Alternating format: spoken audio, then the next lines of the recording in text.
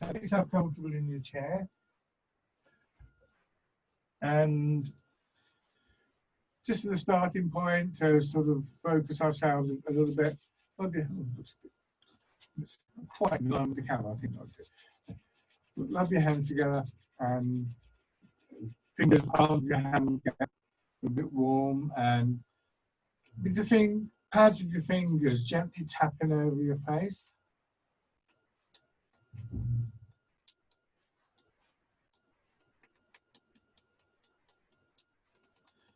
Gradually work up over your head and down to your neck.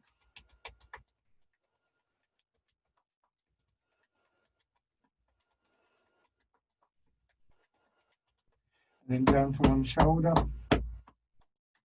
arm,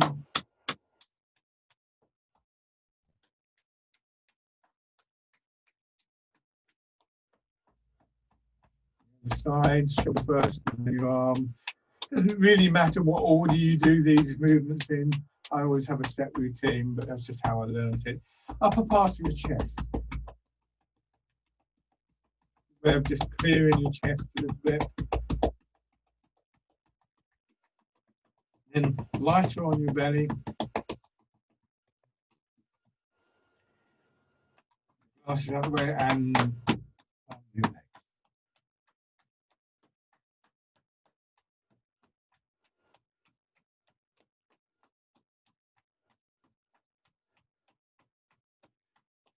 Good. And then have your feet out a little bit. Sit back in your chair in what I think of as the reclining position. So from the side, I turn my chair around, too much of a hassle, but if I had it back to the chair, I'd be sort of like as though I'm in a deck chair.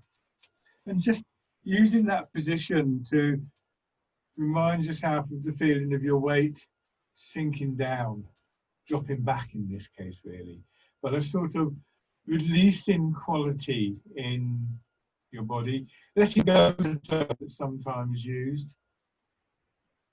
And as you do that, you just notice that the chair is there a little bit more. So hips, upper part of your back, wherever you've got that contact is the first point that you want to try and just relax a little bit in. But having done that, there's this sort of, it's almost like pulling the plug out of a bath. It seems as though your weight begins to drain down. Feel the effect that has on your ribs, your shoulders. Maybe notice a change in your breathing. And just use that awareness of what's happening in your body to get a similar kind of effect in your thoughts, a kind of funneling downwards, a draining away of some of the sort of random thoughts and distractions that we experience. And it's, like most things in Tai Chi, what we do is this kind of dual process of mind and body.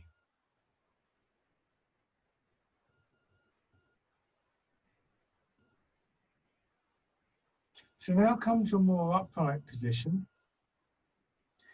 And you want to find a good point in the chair to sit at. So if your back aches, you can sit back, and if you're right back in the chair, you'll probably find it's the lower part of your back against the back of the chair. If you find the upper part of your back is aching, sit back and rest. So rest whenever you need to. Another thing you could do is put a cushion there. Some people like to do that.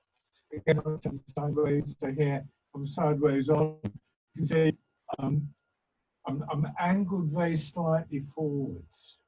So really what we want to feel as much as we can is that we're supported by the chair, of course, but by our hips and by our feet, rather than having to use the back of the chair. But that's quite a long-term process. So don't sit there with your back tight and giving you problems and think that it'll be okay in a few minutes. It's not how it works. It's a gradual, long-term process.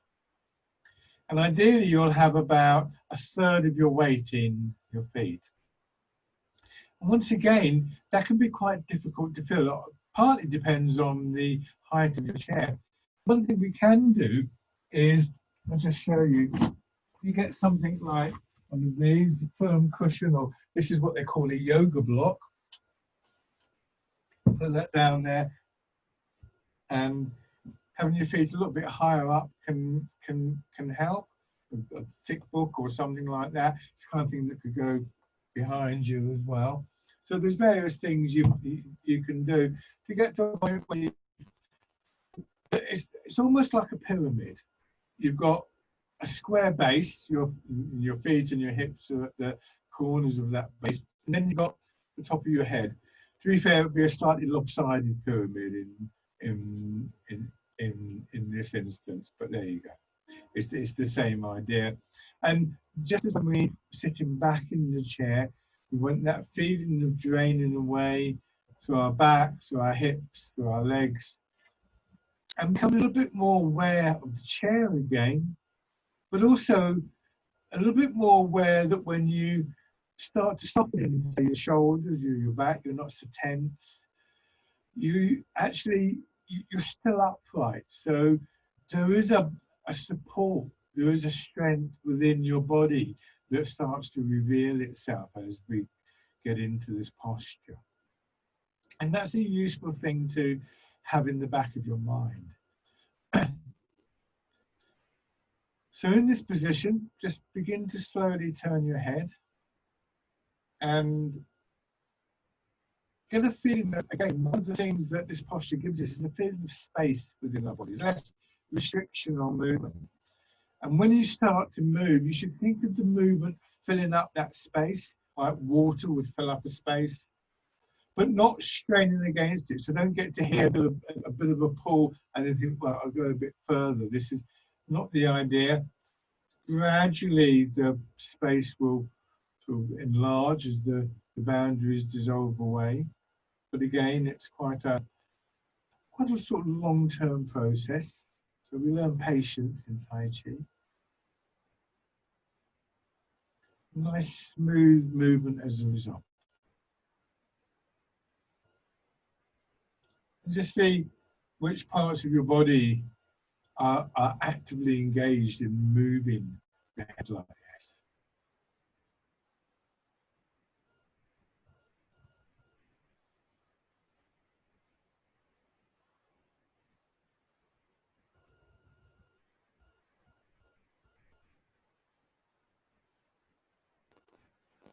And then hands in front of your shoulders. Same idea, just a little bit of movement. Start off just in your arms straight forwards and backwards. It's like when you push somebody on the swing gradually increases. And your arms will feel quite heavy. And I'd like you to notice what's going on here across your ribs as your elbows move. You find that as they go back, there's a little bit of an opening there. And when they come forwards, they close in. So actually, it's not just your shoulders. You're using the muscles of your ribs and upper chest and your upper back to help to move the arms.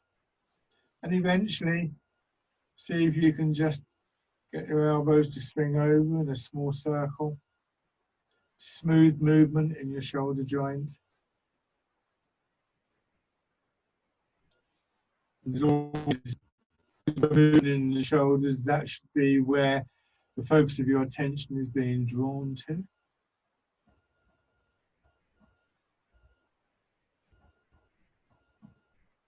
And then going back the other way. So we just become aware of what's happening in different parts of the body and how they connect up. So how what's happening in your shoulders and your upper back affects your arms. And those sort of elements are things that will become more useful later in the session. And then let your arms drop down. Imagine you've got round pillars or a ball either side of you, palms of your hands resting against the front of it. And again, a rotation, this time with your fingers hanging down, your hands going slightly behind your shoulders and then forwards. It's quite unusual in these movements for our hands and our arms to go behind the shoulders. Because what happens is we quite often start to experience a bit of a pull. particularly in the chest. So mostly our arms will stay in front of our body, but just want the chest to open a little bit.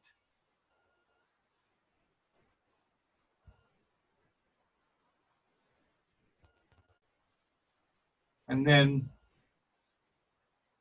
lift your hands a little bit, lift your arms, still trying to feel a rotation through the whole of your arm, but this time as though you're rolling up thread or wool or something.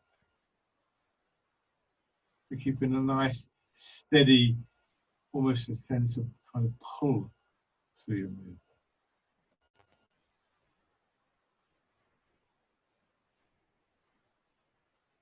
And then you go back the other way.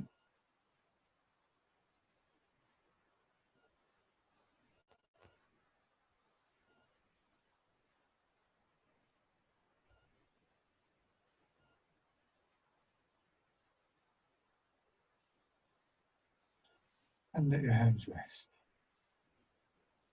In the chair that you're sitting on, see if you can just feel the bones at the base of the pelvis and imagine them as being like the blades of a rocking chair. Put your pelvis forward so more of your weight goes into your legs. Your head and your shoulders go forwards. And then, like you would do in a rocking chair, use your legs to push your shoulders back up.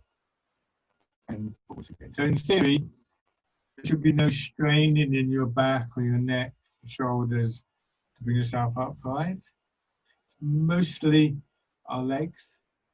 But there's a little bit in the hips as well. It's like somebody's sitting behind your chair and pulling on your belt.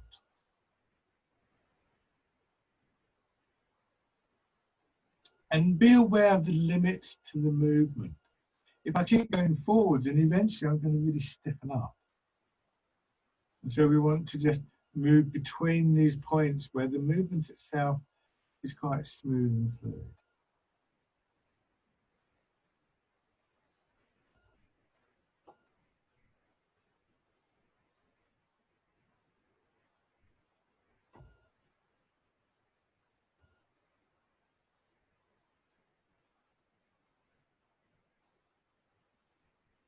Now, turning your hips a little bit so that you're looking towards one knee. Same idea. When we turn in our hips, the whole of our upper body follows.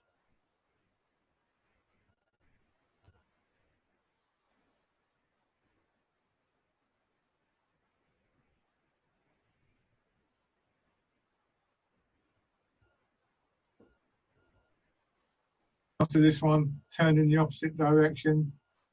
There'll be a bit of a pull on the side away from the direction that you're turning in, but not a strain. So we want to start to distinguish between the feeling of a muscle or part of the body being pulled out a little bit and the feeling of that part of the body suddenly being stressed. And we want to avoid the stress.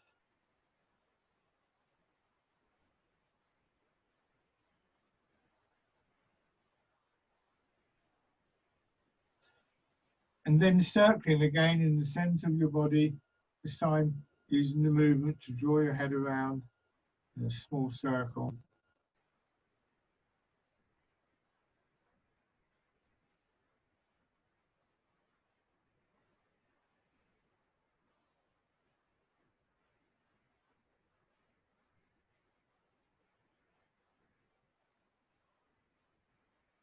Back the other way.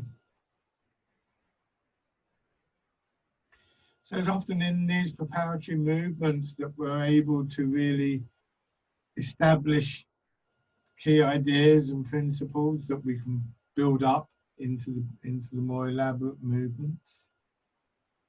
Bring yourself back to this position, and there'll be a slight change in that because now just pull one knee up, that pulls your heel up. So now it's this part of your body, your leg and your hip, that's very much in motion.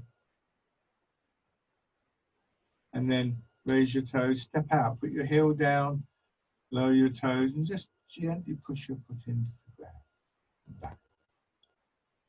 Try to keep your upper body as still as possible. There'll be some movement, but try not to sort of lean around too much.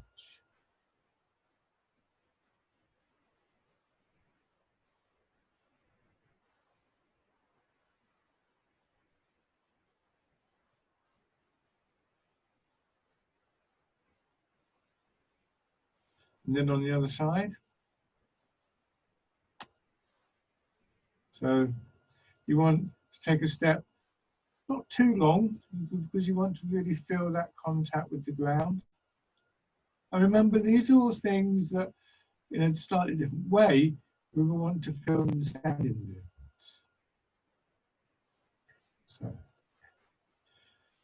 So that takes us on a sort of a bit of a guided tour of the body, really. Just checking in, mobilizing the joints, but also reminding ourselves of this sort of sense of the body. From now on, the movements that we're making to feel as though it's the whole body as one unit, really body and mind as one unit. So let your arms drop down. Feel the weight of your arms pulling on your shoulders slightly. Tilt forwards until you settle into your front feet. That brings your arms forwards and then back. It's fisherman cast the net. So your body moves, following your weight, and your arm follows your body.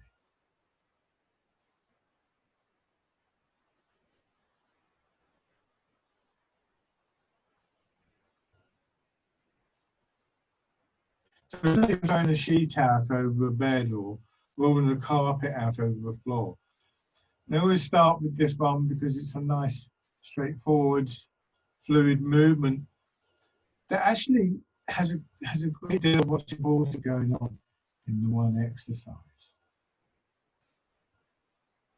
The center of your body is rotating forwards and backwards, moving your shoulders and your arms.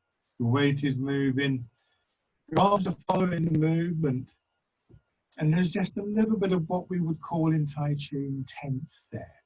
An idea, that's where the name can become useful, this idea of throwing something out, throwing the sheet over the bed, for instance. And so an important element in these arts is always that our minds program our body in one way or another.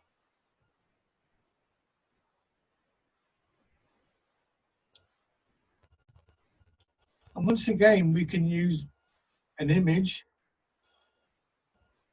like moving in water. And if you were to do this in water, then your body would start to move differently, a slightly more connected way, and once again, a slightly stronger way. Now, through the use of imagery, as much as anything else, we begin to develop this stronger quality within our body.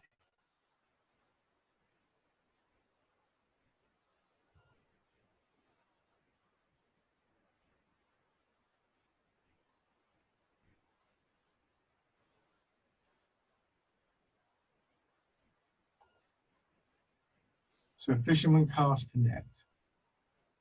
Nice and easy and gently. We'll do one more of these. And then leaving your arms out in front. Imagine a ball underneath your arms, and you're just, as you sit back, using that movement to draw the ball in towards your chest.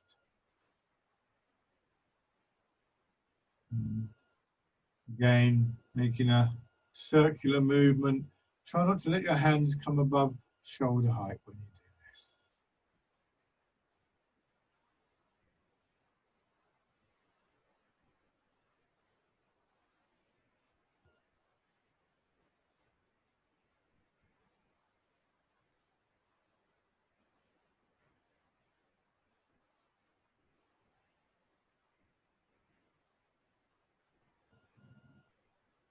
One more time, going forwards.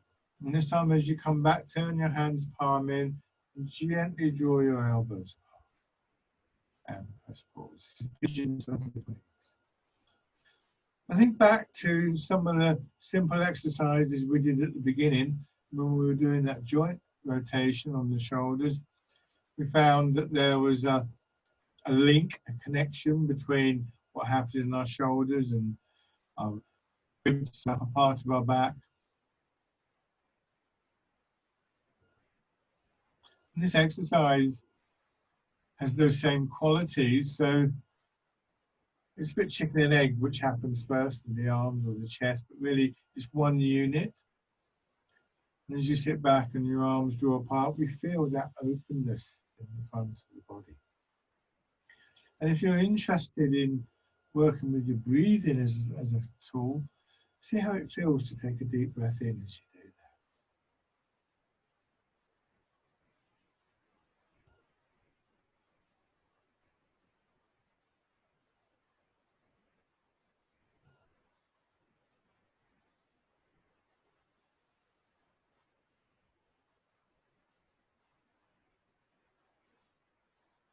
Do this one more time, just sitting back.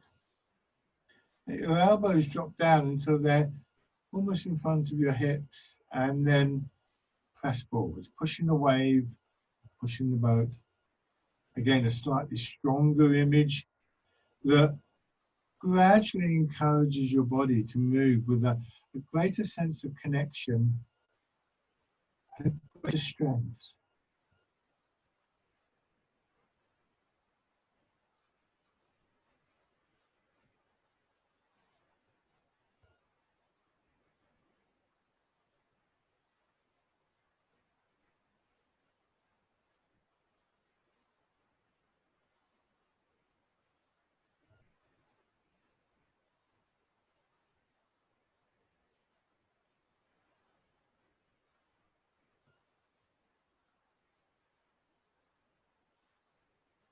Okay, as you come back this time, roll your fingers into a hollow fist. You should be able to get another finger down there. As you go forwards, rotating in your shoulders. So once again, using your chest and your upper back. And that leaves you with a very smooth movement in your arms. It's quite a tight, can be quite a tight rotation, particularly with the fingers in, so don't force this. But the more you can take the emphasis away from your arms and your hands, the more space you'll create for the rotation.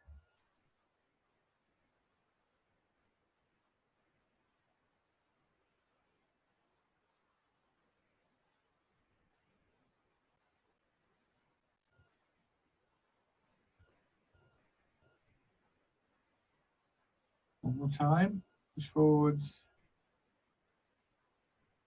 Open your fingers, turn your hands palm out, winding out, and slowly back in front of your hips.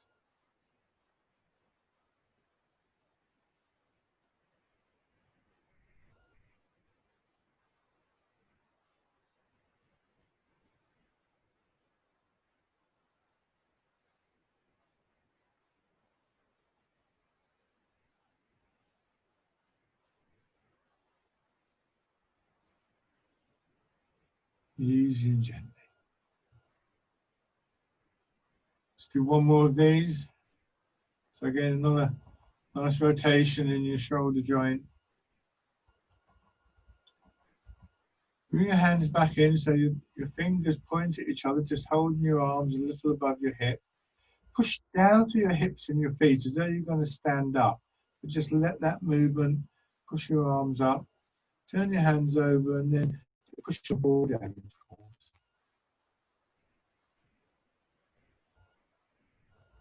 Pushing up. Press down.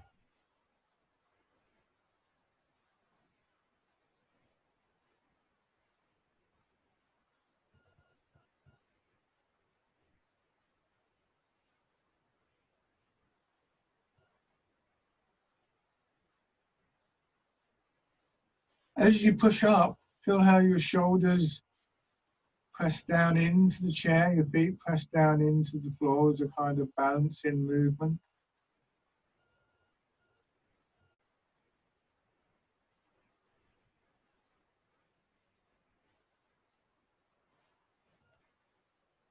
And then your hands come down to your sides, like the bird flying, the wild goose. And see if the image carries any kind of quality. It might not, but the idea of the bird in flight can be a very evocative one.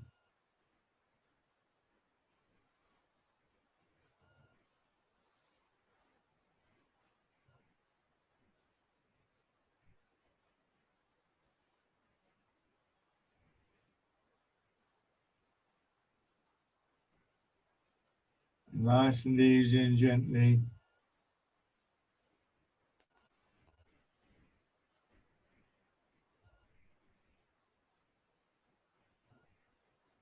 And then tilt forward slightly this time. So your hands can just pass in front of your knees. And as you push back, they cross. And again, we have that pushing up. This time your arms, nice smooth circle, parting the clouds.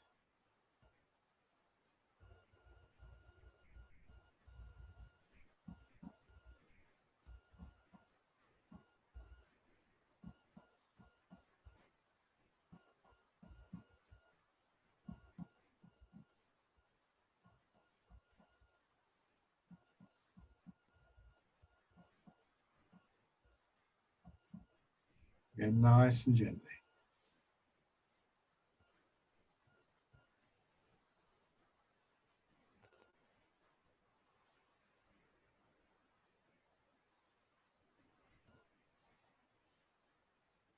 One more time.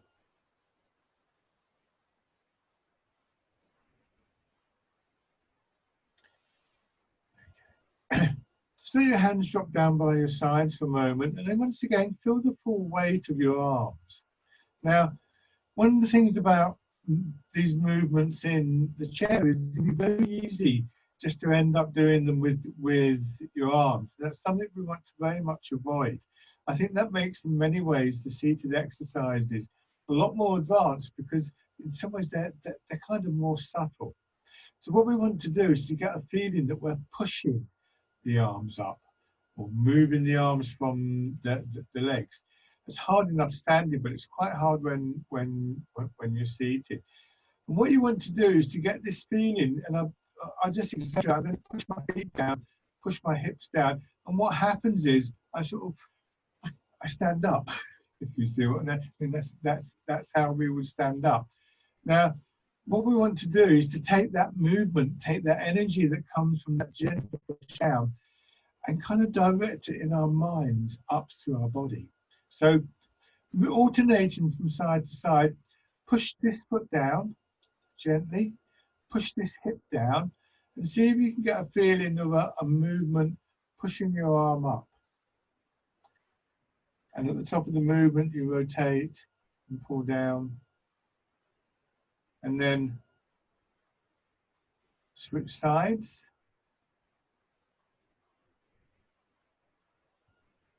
And this is dragon plucks the stars from the sky. So using more than just your arms, more than just your shoulders to move, doing that extension all the way through the side of your body, and then contracting.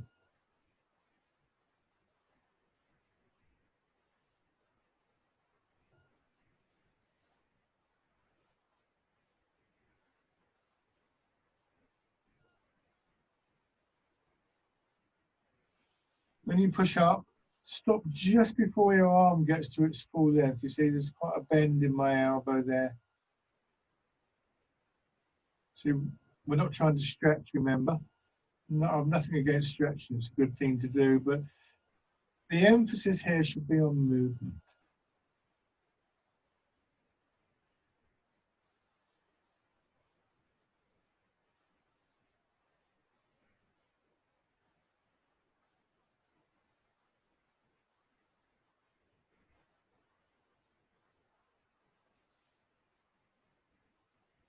So when one part of your body is in motion, your whole body is in motion. Or rather, that's better to think of your whole body being engaged. One more next side.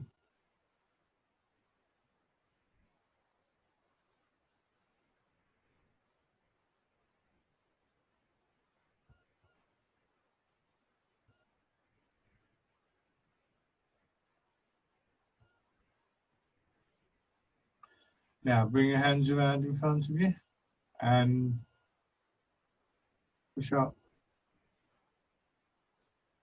So you're just pressing up against the low ceiling and down. When you do this, again, your hips are pressing down gently, so you get a nice long feeling through your back and your spine.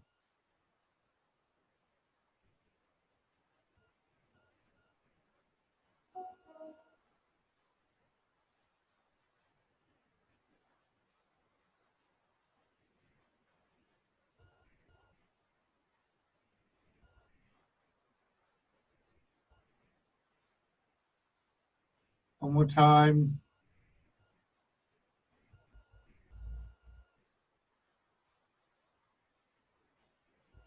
And then this time as you lift your arms, drop your elbows so you're pushing out sideways. Imagine stretching out an elastic band. Big one. So this time what we feel is a sort of broadening across our back. Like somebody's just sort of smoothing out your back, like you would smooth out a tablecloth or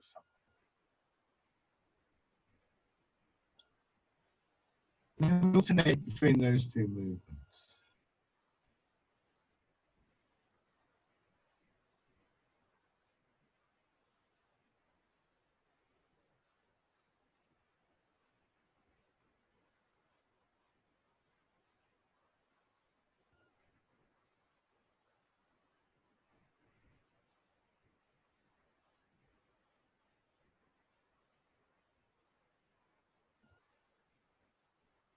Your hands staying slightly in front of your shoulders. Don't put your arms back, you'll just put pressure on your chest and lungs. And what we want to do is add another movement in without interfering with the movements that we've already got. It's a turning movement, you turn in your hips, very gently to draw your arms around, and then back to the front. And then in the other direction, and back. And then finish the set by pushing out.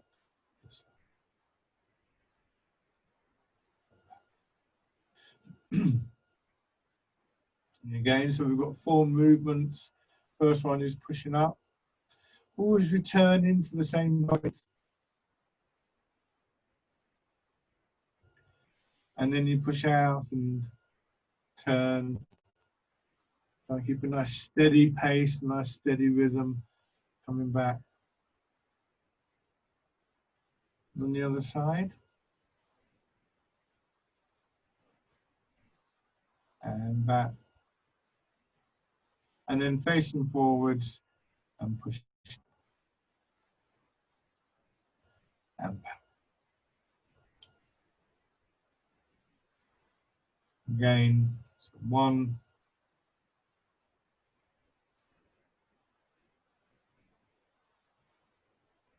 We're trying to use your legs and your feet and your back, the whole body to move your arms.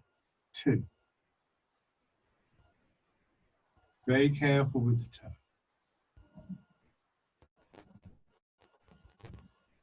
3.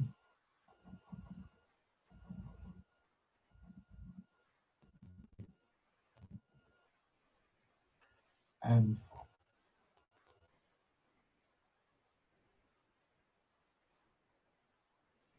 Let's do one more.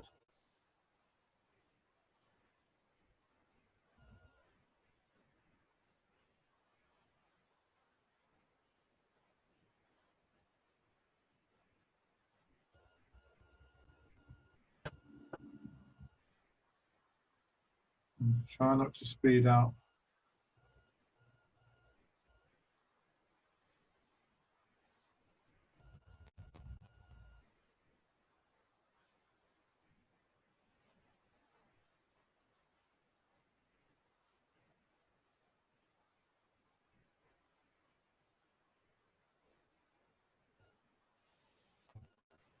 Put one foot out, rest it on the heel with your knee quite bent, tilting forwards. This is probably the closest we come to a stretching movement. You will feel a sort of half stretch through the back of your leg and your back.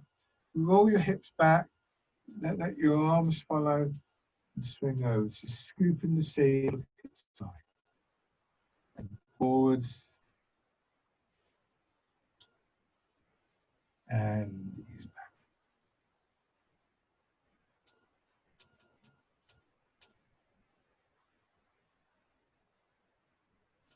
Again. Very careful with this one.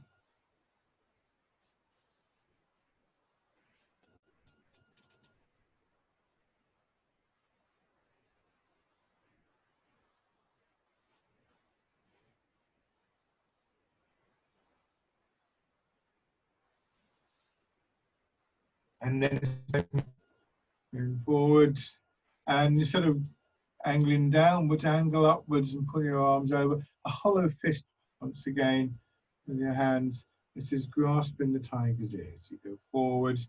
Your hands should go no higher than your own ears, maybe not that high. It's the curve in your arms. And again, you want to use the movements in your body, the weight moving, pelvis, your back and spine to move your arms. It's quite a strong movement.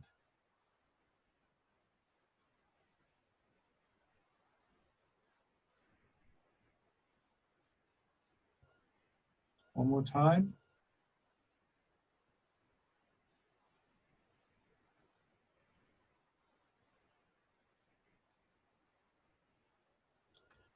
Now switch over.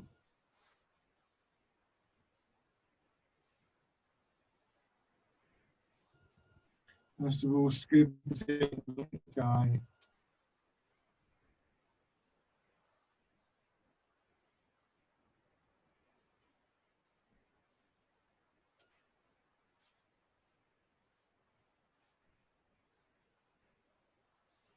So it is one of the biggest movements that we do, but still don't lock your joints out. Your knees slightly bent, your shoulders, your elbows are quite soft at the end of the movement.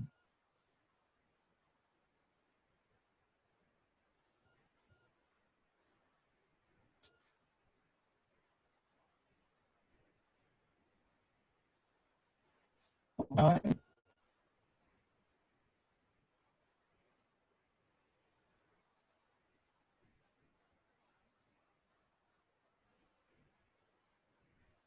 And then roll your fingers into a fist,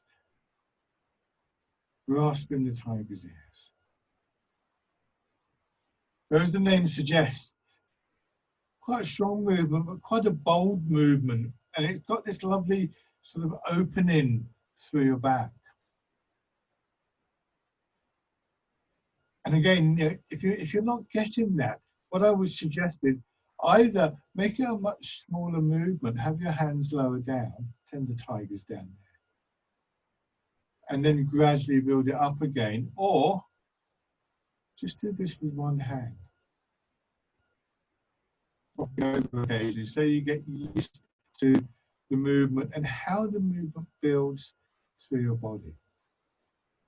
So choose what works best for you.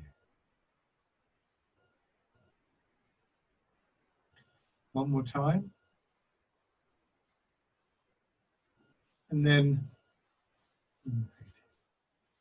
it's important to remember in Tai Chi that although what we see are often quite big, extravagant movements, the foundation for that is always going to be the smaller movements within our body, microscopic movements perhaps. And it's those movements that are most susceptible, most related to, I should say, susceptible is the wrong kind of image, isn't it? But are most likely to be influenced by our mind, by the images that we use, by our thoughts and so on and so forth. And think of them as being like the bricks of the movement. Each brick is set in place in the right position, and eventually you've got a house. So when we do a movement like grasping the tiger's ears, we've got this little bit of movement forwards and backwards, the pelvis tilting, the weight moving. We can feel spine moving a little bit, and so on and so forth. More movements than I could possibly describe. And so what we look to do is to bring our attention to those moves, because somehow there's this kind of sense that when we notice something, when we're aware of something, it enhances it. If we're looking at kind of the bricks of a house, then we can argue that your mind is the builder, is the one with the plan, as it were. So the mind training element is always very, very important in Tai Chi, and it's absolutely the case I find in Tai Chi that the sort of focusing of our attention really enhances those movements and builds those movements. Similar to the kind of effect you get if you've ever been in a crowded room and lots of people talking. If you focus your attention on one person, suddenly you can hear them more clearly. So what we want to try and do is avoid being too flamboyant with our arms, at least in the first instance. So we have an opportunity to really focus on the subtle movements. What that means is, in many ways, the most important part of the class is the very opening of the class, where we do these small movements, because that's where we really begin focusing of our attention. And those are qualities that we want to bring into the standing. So it's often said in Tai Chi, first in the mind. And it's not really to imply that it's mind over matter, rather that mind and body work together on this, that our awareness is an important element in everything that we do. So we're going to the standing. Before we do, once again, these tapping exercises. So rub your hands together and then tapping over your face.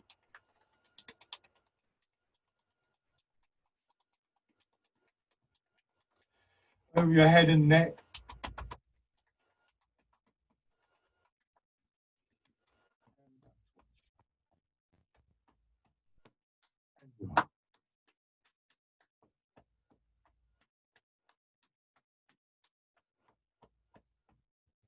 The other side.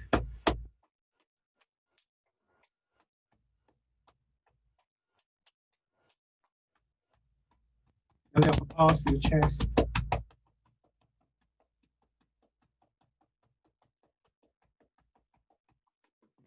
And that's most important of all before we stand up is to get the blood flowing through your legs again. So quite strong on your legs. Sitting for a while, the legs are up there. It's always a good process to remember. You've been sitting for a while. It can be quite vulnerable times when we stand up. We can wobble around a little bit, or level this to help you feel the weight. So when you're ready, just go into the standing.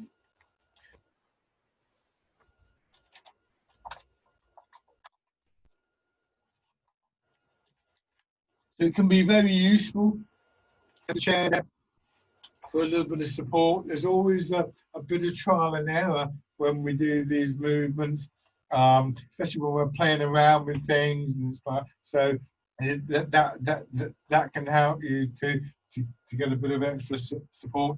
I'm going to move the chair out of the way so I've got a bit more room.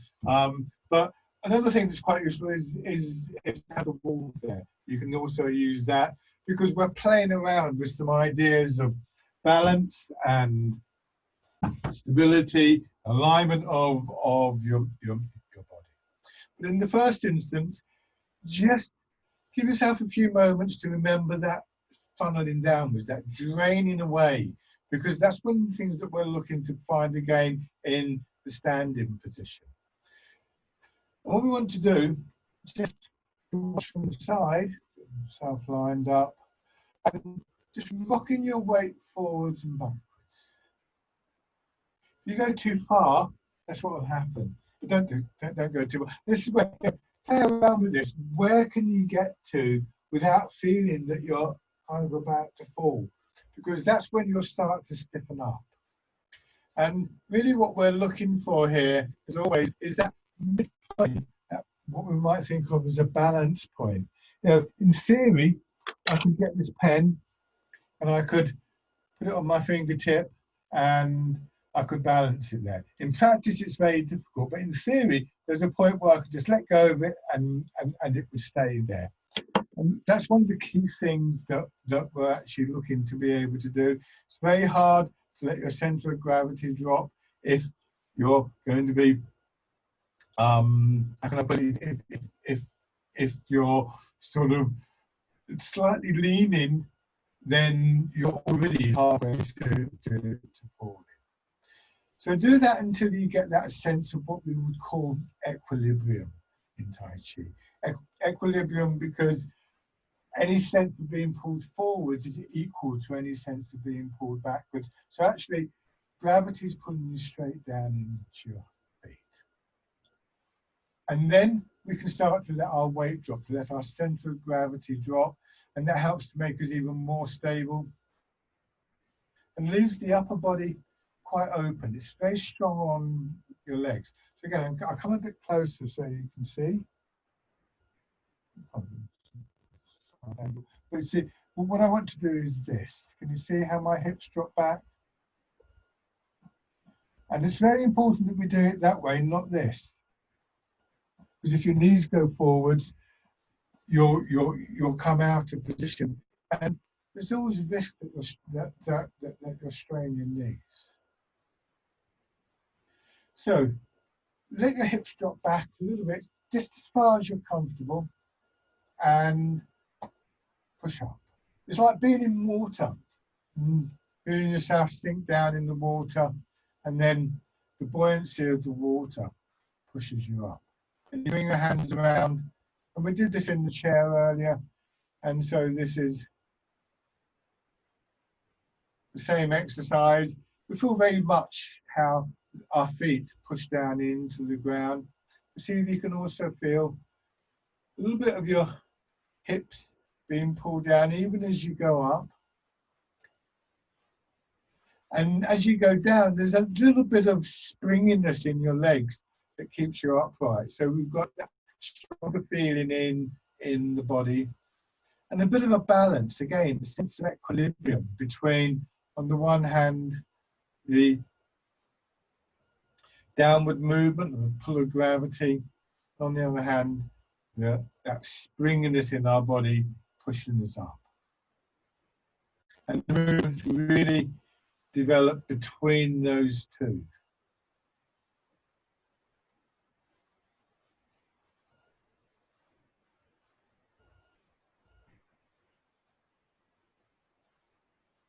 And then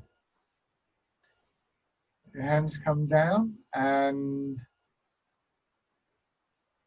out. So the standing version of the wild goose. Don't force yourself to stand. If you need to rest, then rest. No point in going beyond a sort of boundary where you find that you're straining.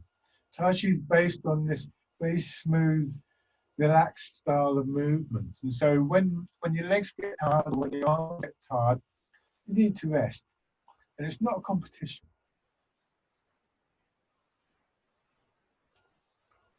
One more time. And then part in the clouds.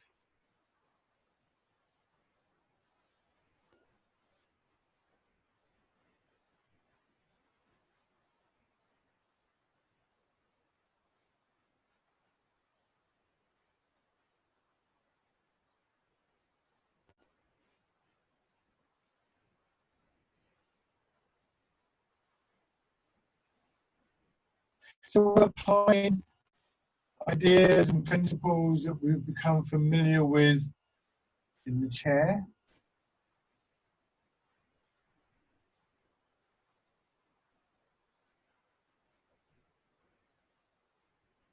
Lovely. And shake. Good. Now we're going to change the stance, keeping the width of your step. Turn one foot out, step forward with the other foot. Again, like in the chair, it's now roughly square. And like in the chair, we begin to move our weight, this time from one leg to another. Try and be accurate in your movement. If I move to here, to where this foot is, I'm still relatively stable. If I move to there, I'm going to fall over. So it's quite a precise movement, but one that we really get used to in Tai Chi. So we get really placing our weight. And again, that's a mind-body thing. And it's one of the key things, I think, that helps with our stability, with our balance, is this accurate, smooth transfer of our weight.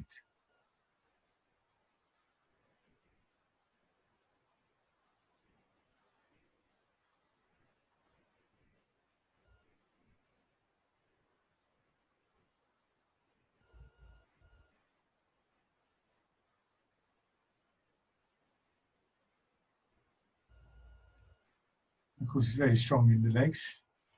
Give your legs a shake. Change over. So this is a really important exercise to practice for all aspects of Tai Chi.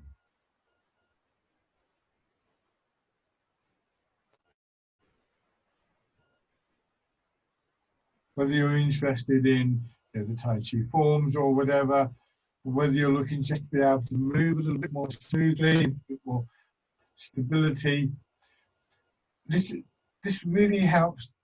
Is right at the sort of, if you like, foundation of everything that we do, and it's quite a difficult exercise.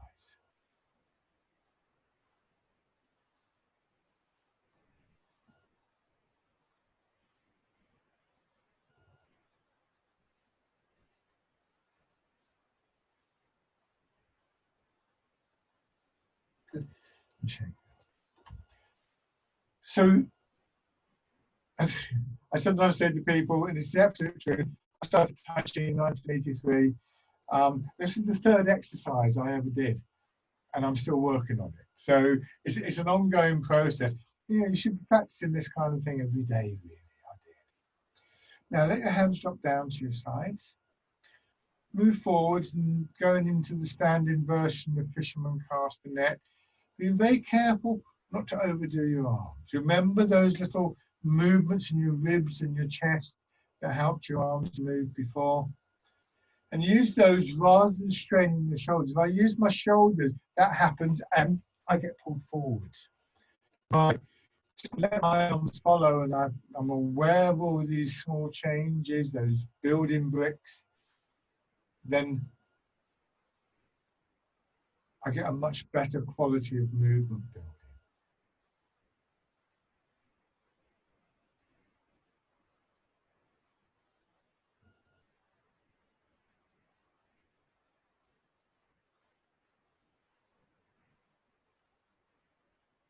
One more. Change over. Fisherman casting. Lovely wave-like movements through your body. Another good exercise to practice because it encapsulates so much about what's important in Tai Chi.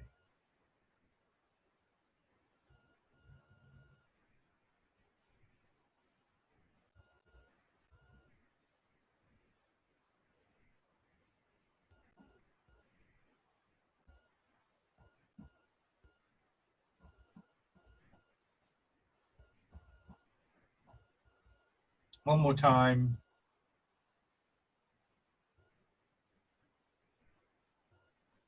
And bring your feet back.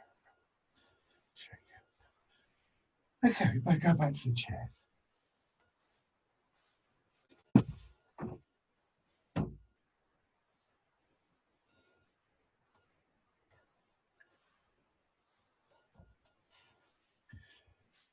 So just to remind you of the basic posture, and involved in that is alignment with the pull of gravity, and obviously, in the case of the chair, alignment with the chair, so that rather than having to deal with being pulled over, if I sit like this, eventually I'll be kind of straining. Imagine if you're sitting somewhere and the chair's a bit wonky, it's really uncomfortable.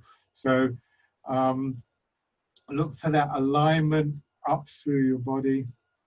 Hopefully the floor that you're on is quite flat, so that's okay.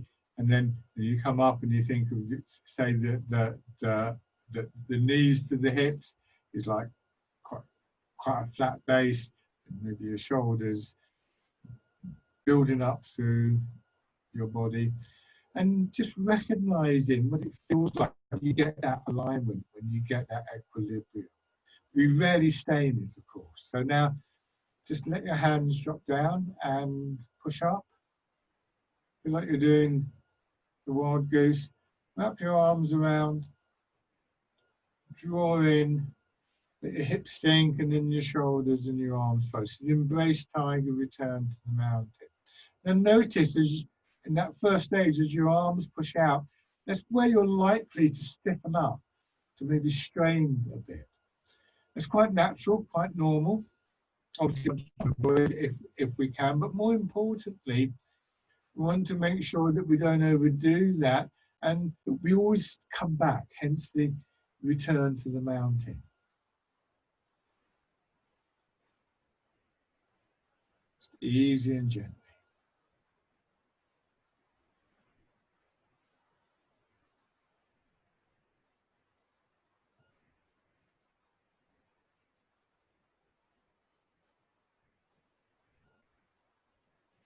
One more time.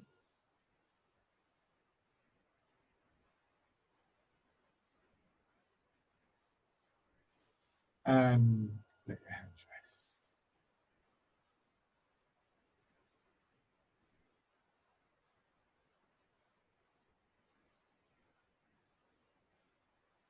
rest. Take a nice slow gentle breath.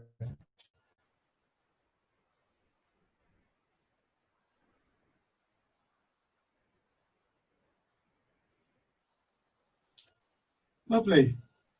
Thank you once again, everybody, for joining in with the session. Let me just.